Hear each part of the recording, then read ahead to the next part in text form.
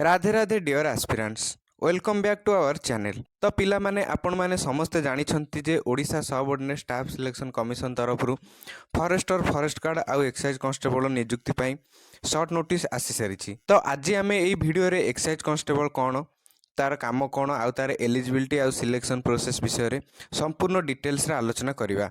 तो नुवा करी जदि आम चैनल टिको आछंती ताहाले सब्सक्राइब कर दियंतु एई भली नुवा नुवा इन्फॉर्मेशन पई।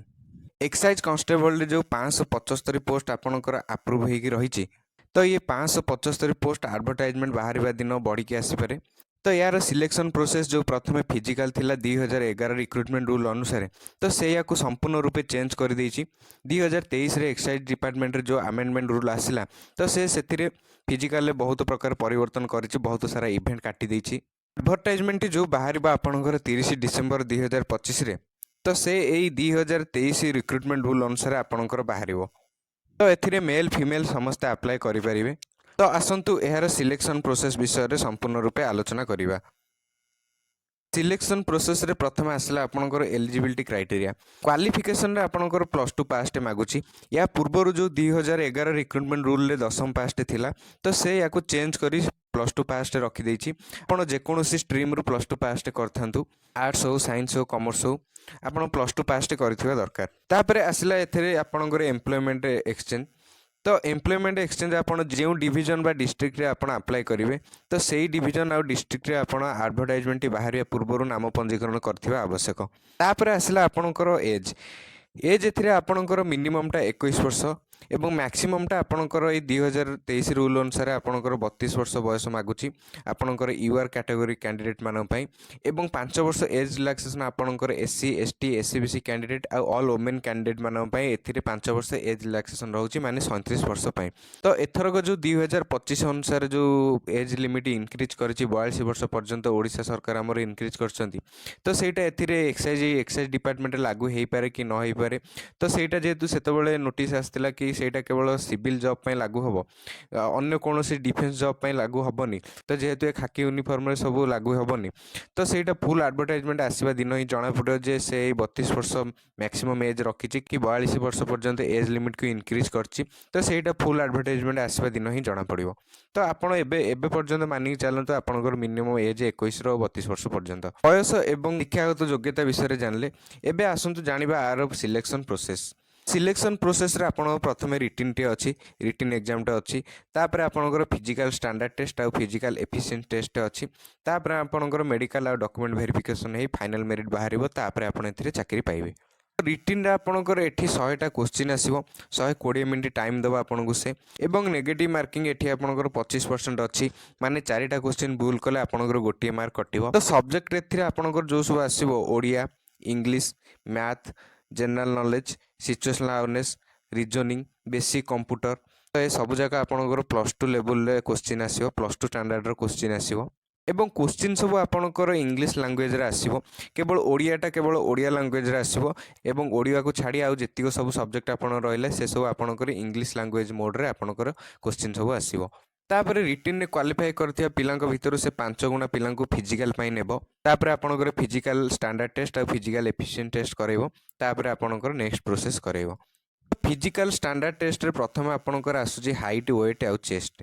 तो जदि हाइट वेट चेस्ट आपणकर न होउतबो तो आपण नेक्स्ट फिजिकल एफिशिएंट टेस्ट को आपण जाई परिबे नाही। हाइट रे आपणकर यूआर और एससीबीसी पुरुष कैंडिडेट मानक पई आपणकर 168 सेंटीमीटर अधिक होइतो दरकार। एवं वेटटा आपणकर 55 केजी रो अधिक होइतो दरकार। एवं चेस्टटा आपणकर अनएक्सपेंडेड जोटा 79 सेंटीमीटरटा आपणकर नॉर्मल होइतो दरकार। एवं एक्सपेंडेड जोटा 84 सेंटीमीटर आपणको फुलै पारथो दरकार। तापर से हाइट रे आपणकर यूआर और एससीबीसी महिला कैंडिडेट मानक पई 158 सेंटीमीटर हाइट आपणकर अधिक होइतो दरकार। एवं वेटटा आपणकर 47 केजी 500 रो आपणकर अधिक होइतो दरकार। तापर हाइट रे आपणकर एससी एसटी पुरुष कैंडिडेट मानक पई 163 सेंटीमीटर आपण हाइटटा अधिक होइतो दरकार। एवं वेटटा आपणकर 50 केजी रो अधिक होइतो दरकार। एवं चेस्टटा आपण 76 सेंटीमीटर नॉर्मल एवं 81 सेंटीमीटर पर्यंत आपण फुलै पारथो दरकार।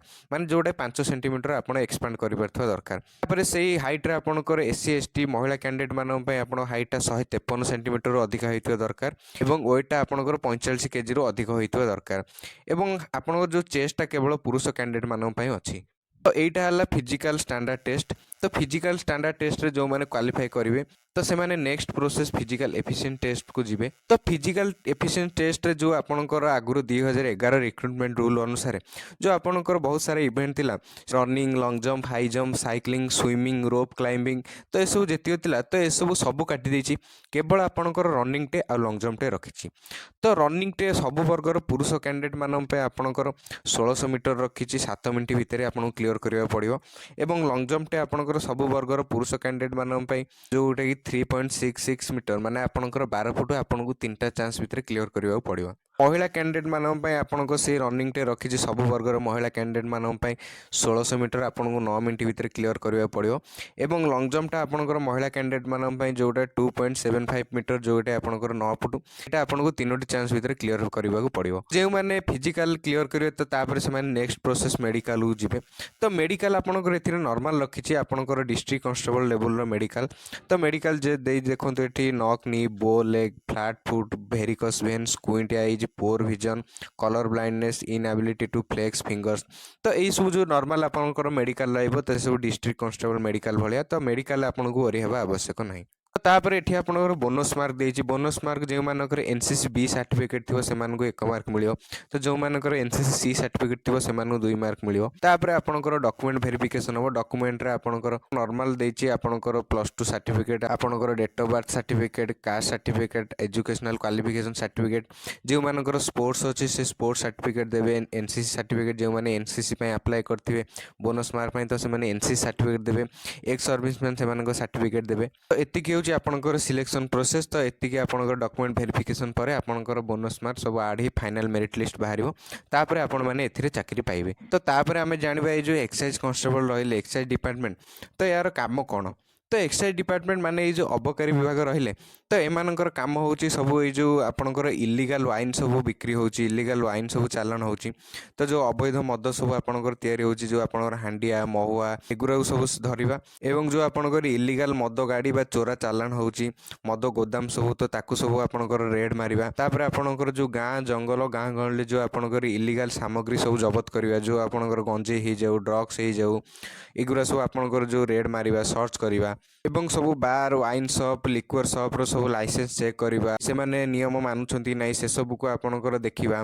तो प्रायतः एई सब काम एमानकर रहउची। पोस्टिंग आपनकर जो सब जिल्ला रे आपनकर एक्साइज थाना अछि एक्साइज पुलिस स्टेशन अछि तो सेठी सब आपनकर पोस्टिंग रहइबो एवं सैलरी आपनकर बेसिक टा होची आपनकर से 21700 अछि एवं तापर आपनकर सेतरे डीए मिस जिवो डीए आपनकर एबे ओडिसा सरकार आपन 55% कर दैछंती तो डीए आ विभिन्न प्रकार अलाउंसेस मिसिकरी आपन स्टार्टिंग टा आपनकर 34-35 हजार परे आपनकर सैलरी मिलिबो। तो सैलरी विषय रे के ओरी हबा आवश्यक नाही।